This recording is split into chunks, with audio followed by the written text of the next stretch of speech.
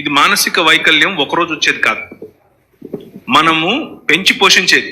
Yes, మనం పెంచి పోషించే వ్యవస్థ.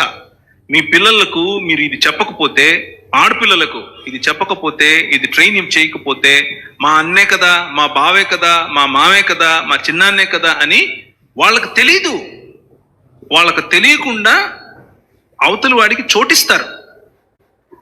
అంతా అయిపోయిన తర్వాత మనము ఏడుస్తూ కూర్చోవటం కంటే మొహమాటం. మీరు కుక్కలు పెంచుకోండి ఇంట్లో, పర్లేదు. పిల్లులు పెంచుకోండి, పర్లేదు. పాములు పెంచుకోండి, మొహమాటాలు పెంచుకోబాకండి. దానివల్ల ఎవడికి లాభం లేదు. డైరెక్ట్గా చెప్పండి. అది పాము కంటే ప్రమాదం, చాలా ప్రమాదం. పాప పెద్దగా అవుతుంది, దూరంగా ఉండండి, డైరెక్ట్గా చెప్పండి. ఏంటి తప్పు? అవసరమైతే ఇంటికి రావద్దని కూడా చెప్పొచ్చు. 100% చెప్పండి. పాప పెద్ద అవుతుంది, కొంచెం దూరం ఉండండి, అయిపోయా. ఒక్కసారి చెప్తే ఇంకా లైఫ్ లాంగ్ రాడాడు.